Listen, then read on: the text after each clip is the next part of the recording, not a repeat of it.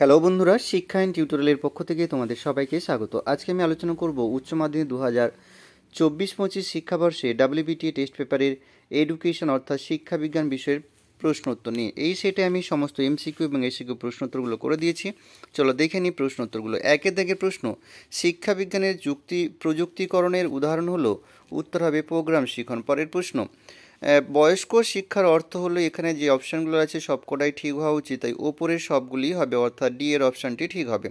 পরের প্রশ্ন, ভারতের কোন দিনটি প্রতিবন্ধী দিবস হিসেবে গণ্য করা হয়? উত্তর হবে 15ই মার্চ। পরের প্রশ্ন, বিশ্ববিদ্যালয় শিক্ষা কমিশনের মোট সদস্য সংখ্যা ছিল? উত্তর হবে 10 জন। পরের প্রশ্ন, মুদালিয়ার কমিশনে মাধ্যমিক শিক্ষার কটি স্তরের কথা বলা হয়েছে? উত্তর হবে 2টি। পরের প্রশ্ন, মুদালিয়ার কমিশনে কজন ভারতীয় সদস্য ছিলেন? উত্তর হবে 9 জন। পরের প্রশ্ন, সংশোধিত ভারতীয় সংবিধান অনুযায়ী শিক্ষা সংক্রান্ত আইন প্রণয়নের ক্ষমতা?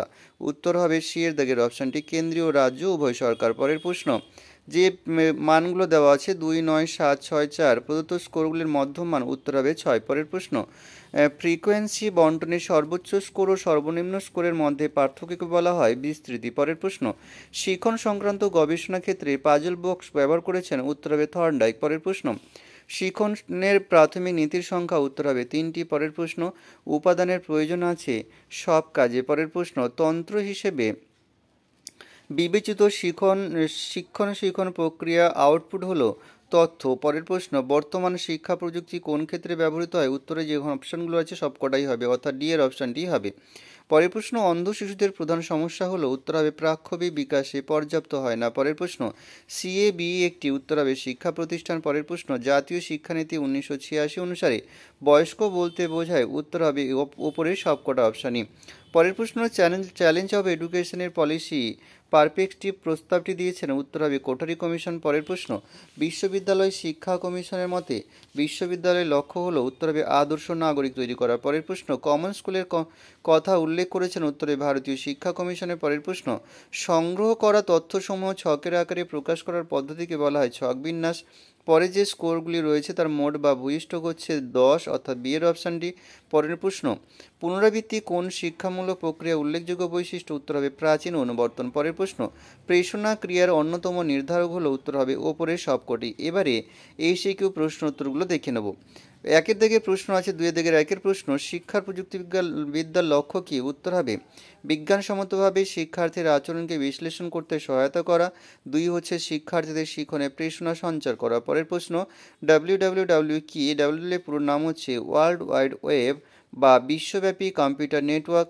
এটি বিশ্বব্যাপী ইন্টারনেটের সাথে সংযুক্ত সমস্ত ওয়েবসাইটের অর্ডারের একটি ক্যাটালগ। পরের প্রশ্ন, কম্পিউটারে কয়েকটি আউটপুট যন্ত্রের নাম? উত্তর হবে মনিটর, প্রিন্টার, স্পিকার। পরের প্রশ্ন, প্রাথমিক শিক্ষার ক্ষেত্রে অনুন্নয়ন ও অপচয় বলতে কী বোঝো? উত্তর হবে প্রাথমিক শিক্ষার ক্ষেত্রে শিক্ষার্থীদের একই শ্রেণীতে বারবার অকৃতকার্য হওয়াকে অনুন্নয়ন বলা হয়। প্রাথমিক শিক্ষা স্তরের শেষ ধাপে পৌঁছানোর আগেই বহু ছেলে মেয়ে পিতামাতার দারিদ্র্য, সামাজিক কারণ বা শিক্ষার প্রতি অনীহার দরুন শিক্ষা সমাপ্ত করার পূর্বে বিদ্যালয় ছেড়ে চলে গেলে তাকে অপচয় বলা হয়। পরের প্রশ্ন, শিক্ষার সামাজিকীকরণের অর্থ কী? শিক্ষার সামাজিকীকরণের অর্থ হলো শিক্ষা এবং সামাজিকীকরণের উভয়কেই অন্তর্ভুক্ত করে সামাজিক ও সাংস্কৃতিক ধারাবাহিকতা অর্জন করা। পরের প্রশ্ন, প্লাস কারিকুলাম কি? প্লাস পাঠ্যক্রম মানে ব্রেল পড়া, ব্রেল লেখা, অভিযোজন এবং গতিশীলতা, দৈনন্দিন জীবনযাত্রা দক্ষতা, সংবেদনশীল প্রশিক্ষণ এবং গাণিতিক ডিভাইস যেমন অ্যাবাকাস ব্যবহার করার মতো অন্ধত্বের জন্য নির্দিষ্ট দক্ষতার বিকাশ হলো প্লাস কারিকুলাম। পরের প্রশ্ন, ইসিসিই পুরো নাম কি? উত্তর হবে early childhood care and education. পরের প্রশ্ন, ডায়েট শিক্ষার কোন স্তরের সাথে যুক্ত? উত্তর হবে প্রাথমিক শিক্ষার সাথে যুক্ত। পরের প্রশ্ন, ভারতীয় সংবিধানে 46 নম্বর ধারায় কি উল্লেখ আছে? উত্তর হবে সংবিধানের 46 নম্বর ধারায় বলা হয়েছে যে রাষ্ট্র সমাজে দুর্বল শ্রেণী বিশেষত তপশিলি জাতি ও তপশিলি উপজাতিরা জাতিদের শিক্ষা এবং আর্থিক উন্নতির যাবতীয় ব্যবস্থা গ্রহণ করবে এবং তাদের সর্বপ্রকার সামাজিক অবিচার ও শোষণ থেকে রক্ষা করবে। পরের প্রশ্ন, ভারতীয় সংবিধানের স্বীকৃতি মৌলিক অধিকার কটি? উত্তর হবে 6টি। পরের প্রশ্ন, এনইপি পুরো নাম কি? উত্তর হবে ন্যাশনাল এডুকেশন পলিসি। পরের প্রশ্ন, কোন শিক্ষা কমিশন সপ্ত প্রবাহ পদ্ধতির প্রস্তাবনা দান করে? উত্তর হবে মুদালীয় শিক্ষা কমিশন। পরের প্রশ্ন, ইউজিসি কোন শিক্ষা ব্যবস্থার সাথে যুক্ত? উত্তর হবে বিশ্ববিদ্যালয় শিক্ষা কমিশনের সাথে যুক্ত। পরের প্রশ্ন, কোন কমিশন গ্রামীণ বিশ্ববিদ্যালয় গঠনের সুপারিশ করে? উত্তর হবে বিশ্ববিদ্যালয় শিক্ষা কমিশন বা রাধাকৃষ্ণন কমিশন। পরের প্রশ্ন, পরিসংখ্যা কাকে বলে? পরিসংখ্যা হলো গণিতের বিশেষ শাখা যা তথ্য সংগ্রহ, পর্যালোচনা এবং বিশ্লেষণের সাথে কাজ করে। পরের প্রশ্ন, ব্রেল কি? ব্রেল হলো স্পর্শভিত্তিক শিক্ষা পদ্ধতি। এর মাধ্যমে অন্ধ বা দৃষ্টিহীন শিক্ষার্থীদের বিভিন্ন বিষয়ে সহজে শিক্ষাদানের ব্যবস্থা করা হয়। পরের প্রশ্ন, মুক কারা? যে সকল শিশু জন্মগত কারণে বা জন্মের পরে অন্য কোনো কারণের জন্য কথা বলতে পারে না তাদের বলা হয় মুক। পরের প্রশ্ন, প্রাচীন অনুবর্তনের আবিষ্কারক কে?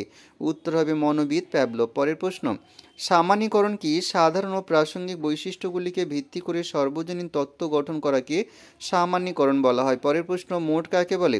কোনো রাশিমালার যে রাশির পুনরাবৃত্তি বেশিরভাগ ঘটে, অর্থাৎ পরিসংখ্যান বিভাজনে সেই রাশির অধিকার থাকে, তাকে বলে ওই পরিসংখ্যার বিভাজনের ভূয়িষ্ঠক বা মোট। পরের প্রশ্ন, গড় নির্ণয় করো। এখানে যে মানগুলো দেওয়া আছে সেই হিসেব করলে গড় হচ্ছে 13.14। পরের প্রশ্ন, শূন্য সংগতি কাকে বলে? যখন দুটি পরস্পর সম্বন্ধযুক্ত চলরাশির একটি হ্রাস বা বৃদ্ধি অপরটির উপর কোনো প্রভাব ফেলে না, তখন ওই দুটি চলের মধ্যে যে সম্বন্ধ থাকে তাকে শূন্য সহগতি বলা হয়। পরের প্রশ্ন, স্কিনার বক্স কি? মনোবিদ স্কিনার তার মনোবিজ্ঞান গবেষণায় প্রাণীদের আচরণ পরীক্ষা করার জন্য যে বিশেষ ধরনের 6টি বাক্সের কাঠামো ব্যবহার করেছিলেন তা স্কিনার বক্স নামে পরিচিত। পরের প্রশ্ন, থর্নডাইকের মুখ্য সূত্রগুলি কি? 3টি সূত্র রয়েছে, অনুশীলনের সূত্র, প্রস্তুতির সূত্র আর ফল লাভের সূত্র। এখানেই শেষ করলাম। পরের ভিডিওতে দেখা হবে। সবাই ভালো থেকো। পরীক্ষার আগাম শুভেচ্ছা রইল।